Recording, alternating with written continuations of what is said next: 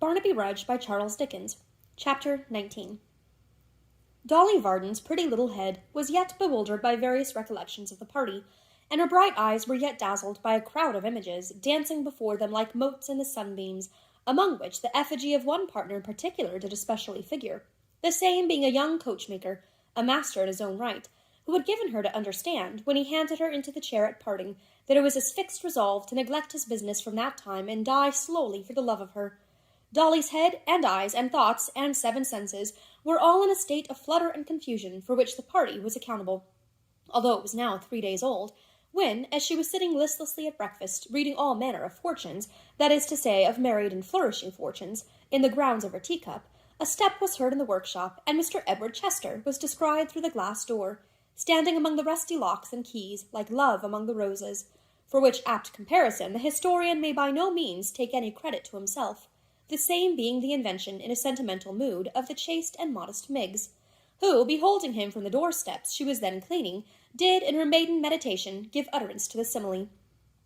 The locksmith, who happened at the moment to have his eyes thrown upward and his head backward in an intense communing with Toby, did not see his visitor, until Mrs. Varden, more watchful than the rest, had desired Sim Tappertit to open the glass door and give him admission, from which untoward circumstance the good lady argued, for she could deduce a precious moral from the most trifling event, that to take a draught of small ale in the morning was to observe a pernicious, irreligious, and pagan custom, the relish whereof should be left to swine and Satan, or at least to popish persons, and should be shunned by the righteous as a work of sin and evil.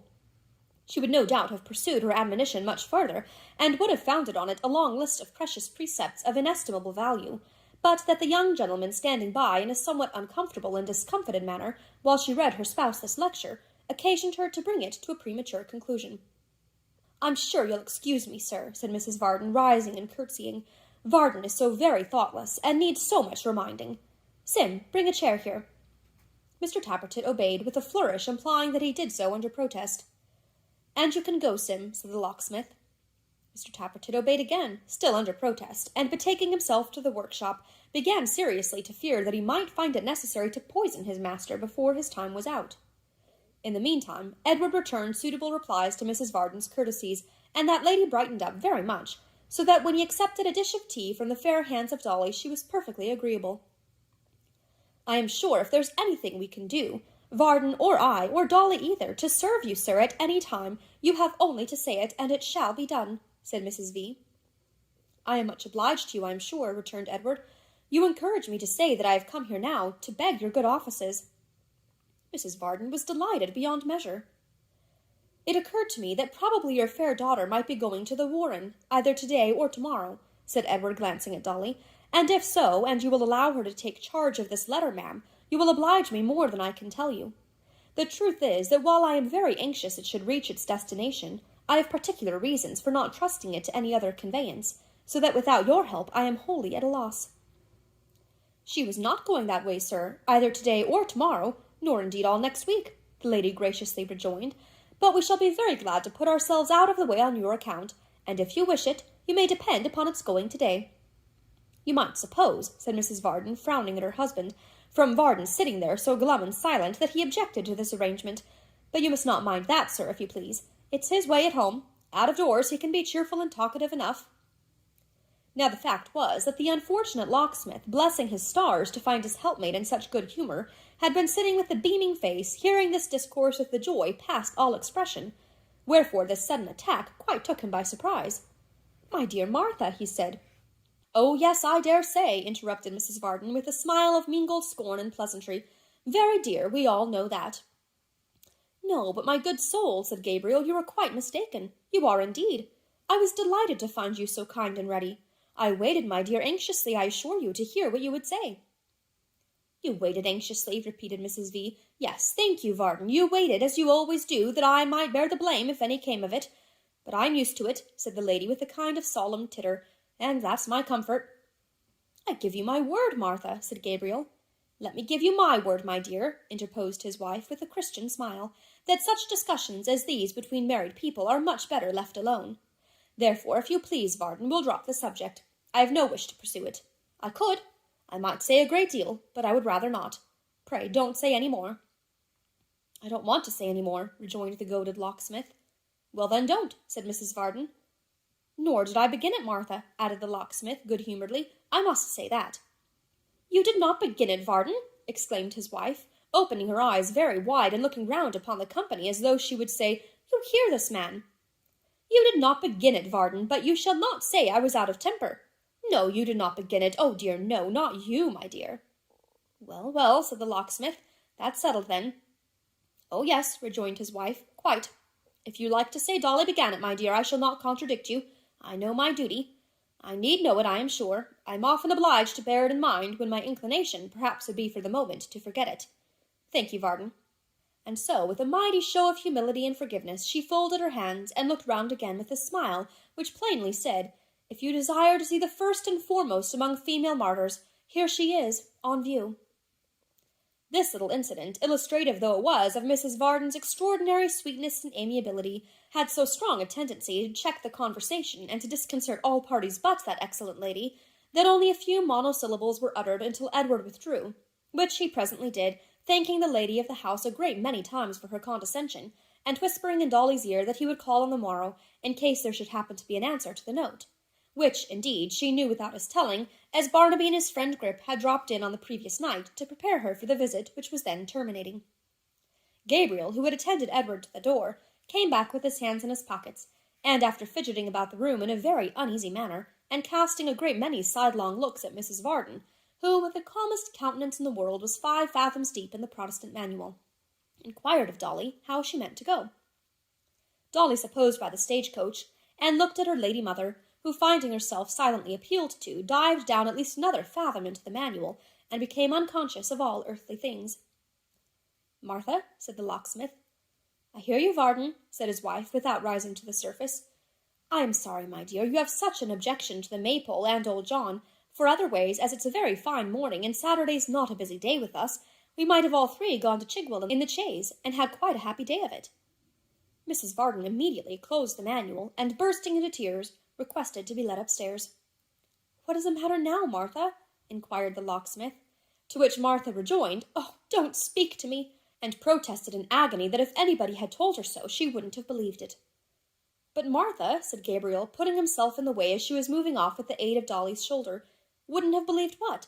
Tell me what's wrong now, do tell me. Upon my soul, I don't know. Do you know, child? Damn, cried the locksmith, plucking at his wig in a kind of frenzy. Nobody does know, I verily believe, but Miggs. Miggs, said Mrs. Varden faintly, and with symptoms of approaching incoherence, is attached to me, and that is sufficient to draw down hatred upon her in this house. She is a comfort to me, whatever she may be to others. She's no comfort to me, cried Gabriel, made bold by despair. She is the misery of my life. She's all the plagues of Egypt in one. She's considered so, I have no doubt, said Mrs. Varden. I was prepared for that. It's natural. It's of a piece with the rest. When you taunt me as you do to my face, how can I wonder that you taunt her behind her back? And here, the incoherence coming on very strong, Mrs. Varden wept, and laughed, and sobbed, and shivered, and hiccuped, and choked, and said she knew it was very foolish, but she couldn't help it, and that when she was dead and gone, perhaps they would be sorry for it, which really, under the circumstances, did not appear quite so probable as she seemed to think, with a great deal more to the same effect. In a word, she passed with great decency through all the ceremonies incidental to such occasions, and being supported upstairs, was deposited in a highly spasmodic state on her own bed, where Miss Miggs shortly afterwards flung herself upon the body. The philosophy of all this was, that Mrs. Varden wanted to go to Chigwell, that she did not want to make any concession or explanation, that she would only go on being implored and entreated so to do, and that she would accept no other terms.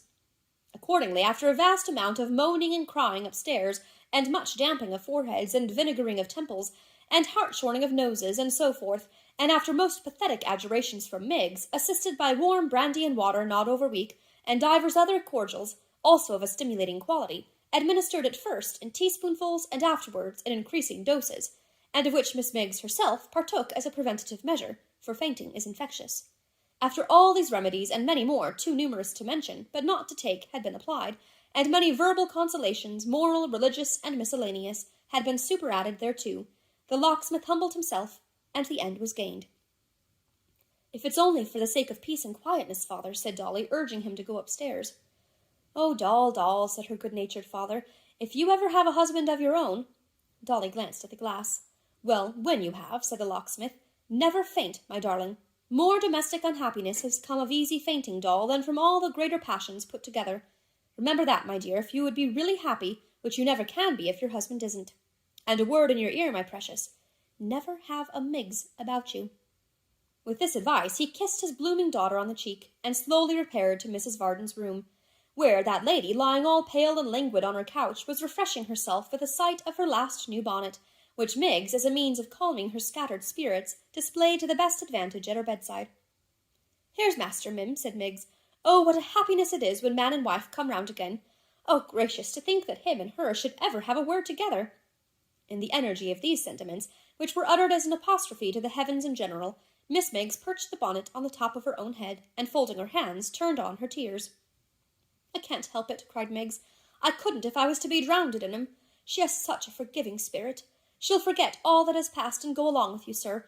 Oh, if it was to the world's end, she'd go along with you. Mrs. Varden, with a faint smile, gently reproved her attendant for this enthusiasm, and reminded her at the same time that she was far too unwell to venture out that day. Oh, no, you're not, Mim, indeed you're not, said Miggs. I'd appeal to master. Master knows you're not, Mim. The hair and motion of the shay will do you good, Mim, and you must not give way, you must not rally. She must keep up, mustn't she, sir, for all our sakes? I was a-telling her that just now. She must remember us, even if she forgets herself. Master will persuade you, Mim, I'm sure. There's Miss Dolly's a-going, you know, and master and you, and all so happy and so comfortable. Oh, cried Miggs, turning on the tears again, previous to quitting the room in great emotion. I never see such a blessed one as she is for the forgiveness of her spirit. I never, never, never did. Not more did master neither. No, nor no one, never. For 5 minutes or thereabouts, Mrs. Varden remained mildly opposed to all her husband's prayers that she would oblige him by taking a day's pleasure, but relenting at length, she suffered herself to be persuaded, and granting him her free forgiveness, the merit whereof, she meekly said, rested with Emmanuel and not with her, desired that Miggs might come and help her dress. The handmaid attended promptly, and it is but justice to their joint exertions to record that when the good lady came downstairs in course of time, completely decked out for the journey, she really looked as if nothing had happened, and appeared in the very best health imaginable. As to Dolly, there she was again, the very pink and pattern of good looks, in a smart little cherry-coloured mantle, with the hood of the same drawn over her head, and upon the top of that hood a little straw hat, trimmed with cherry-coloured ribbons, and worn the merest trifle on one side, just enough, in short, to make it the wickedest and most provoking headdress that ever malicious milliner devised. And not to speak of the manner in which these cherry-coloured decorations brightened her eyes, or vied with her lips, or shed a new bloom on her face, she wore such a cruel little muff, and such a heart-rending pair of shoes, and was so surrounded and hemmed in, as it were, by aggravations of all kinds, that when Mr. Tappertit, holding the horse's head, saw her come out of the house alone, such impulses came over him to decoy her into the chaise and drive off like mad, that he would unquestionably have done it, but for certain uneasy doubts besetting him as to the shortest way to Gretna Green, whether it was up the street or down, or up the right hand turning or the left, and whether, supposing all the turnpikes to be carried by storm, the blacksmith in the end would marry them on credit, which by reason of his clerical office appeared, even to his excited imagination, so unlikely that he hesitated. And while he stood hesitating, and looking post-chaises and six at Dolly, out came his master and his mistress, and the constant Miggs, and the opportunity was gone forever. For now the chaise creaked upon its springs, and Mrs. Varden was inside, and now it creaked again, and more than ever, and the locksmith was inside, and now it bounded once as if its heart beat lightly, and Dolly was inside, and now it was gone, and its place was empty, and he and that dreary Miggs were standing in the street together. The hardy locksmith was in as good a humour as if nothing had occurred for the last 12 months to put him out of his way. Dolly was all smiles and graces, and Mrs. Varden was agreeable beyond all precedent. As they jogged through the streets, talking of this thing and of that, who should be descried upon the pavement but that very coachmaker, looking so genteel that nobody would have believed he had ever had anything to do with a coach but riding in it, and bowing like any nobleman. To be sure, Dolly was confused when she bowed again, and to be sure the cherry-coloured ribbons trembled a little when she met his mournful eye, which seemed to say, I have kept my word, I have begun, the business is going to the devil, and you're the cause of it. There he stood, rooted to the ground, as Dolly said, like a statue, and as Mrs. Varden said, like a pump, till they turned the corner, and when her father thought it was like his impudence, and her mother wondered what he meant by it, Dolly blushed again till her very hood was pale. But on they went, not the less merrily for this, and there was the locksmith in the incautious fullness of his heart, pulling up at all manner of places, and evincing a most intimate acquaintance with all the taverns on the road, and all the landlords and all the landladies, with whom, indeed, the little horse was on equally friendly terms, for he kept on stopping of his own accord. Never were people so glad to see other people as these landlords and landladies were to behold Mr. Varden and Mrs. Varden and Miss Varden. And wouldn't they get out, said one, and they really must walk upstairs, said another. And she would take it ill and be quite certain they were proud if they wouldn't have a little taste of something, said a third, and so on, that it was really quite a progress rather than a ride, and one continued scene of hospitality from beginning to end. It was pleasant enough to be held in such esteem, not to mention the refreshments. So Mrs. Varden said nothing at the time, and was all affability and delight. But such a body of evidence as she collected against the unfortunate locksmith that day, to be used thereafter as occasion might require, never was got together for matrimonial purposes. In course of time, and in course of a pretty long time too, for these agreeable interruptions delayed them not a little, they arrived upon the skirts of the forest, and riding pleasantly on among the trees, came at last to the maypole, where the locksmith's cheerful yo-ho speedily brought to the porch old John, and after him young Joe, both of whom were so transfixed at sight of the ladies that for a moment they were perfectly unable to give them any welcome, and could do nothing but stare. It was only for a moment, however, that Joe forgot himself, for speedily reviving he thrust his drowsy father aside, to Mr. Willet's mighty and inexpressible indignation, and darting out stood ready to help them to alight. It was necessary for Dolly to get out first. Joe had her in his arms. Yes, though for a space of time no longer than you could count one in, Joe had her in his arms. Here was a glimpse of happiness. It would be difficult to describe what a flat and commonplace affair the helping Mrs. Varden out afterwards was, but Joe did it, and did it too with the best grace in the world. Then old John, who, entertaining a dull and foggy sort of idea that Mrs. Varden wasn't fond of him, had been in some doubt whether she might not have come for purposes of assault and battery, took courage, hoped she was well, and offered to conduct her into the house. This tender being amicably received, they marched in together. Joe and Dolly followed, arm in arm, happiness again, and Varden brought up the rear. Old John would have it that they must sit in the bar, and nobody objecting, into the bar they went. All bars are snug places, but the Maypole's was the very snuggest, cosiest, and completest bar that ever the wit of man devised. Such amazing bottles in old oaken pigeonholes, such gleaming tankards dangling from pegs at about the same inclination as thirsty men would hold them to their lips, such sturdy little Dutch kegs ranged in rows on shelves, so many lemons hanging in separate nets, and forming the fragrant grove already mentioned in this chronicle, suggestive, with goodly loads of snowy sugar stowed away hard by, of punch, idealized beyond all mortal knowledge, such closets, such presses, such drawers full of pipes, such places for putting things away in hollow window seats, all crammed to the throat with eatables, drinkables, or savory condiments. Lastly, and to crown all, as typical of the immense resources of the establishment and its defiances to all visitors to cut and come again, such a stupendous cheese. It is the poor heart that never rejoices. It must have been the poorest, weakest, and most watery heart that ever beat, which would not have warmed towards the Maypole bar. Mrs. Varden's did directly. She could no more have reproached John Willet among those household gods, the kegs and bottles, lemons, pipes, and cheese, than she could have stabbed him with his own bright carving knife. The order for dinner, too, it might have soothed a savage. A bit of fish, said John to the cook, and some lamb chops, breaded with plenty of ketchup, and a good salad, and a roast spring chicken, with a dish of sausages and mashed potatoes, or something of that sort. Something of that sort! The resources of these inns! To talk carelessly about dishes which in themselves were a first-rate holiday kind of dinner, suitable to one's wedding day, as something of that sort, meaning, if you can't get a spring chicken, any other trifle in the way of poultry will do, such as a peacock, perhaps. The kitchen, too, with its great broad cavernous chimney, the kitchen where nothing in the way of cookery seemed impossible, where you could believe in anything to eat they chose to tell you of. Mrs. Varden returned from the contemplation of these wonders to the bar again, with a head quite dizzy and bewildered. Her housekeeping capacity was not large enough to comprehend them. She was obliged to go to sleep. Waking was pain in the midst of such immensity. Dolly, in the meanwhile, whose gay heart and head ran upon other matters, passed out at the garden door, and glancing back now and then, but of course not wondering whether Joe saw her, tripped away by a path across the fields with which she was well acquainted, to discharge her mission at the warren. And this deponent hath been informed and verily believes that you might have seen many less pleasant objects than the cherry-coloured mantle and ribbons, as they went fluttering along the green meadows in the bright light of the day, like giddy things as they were.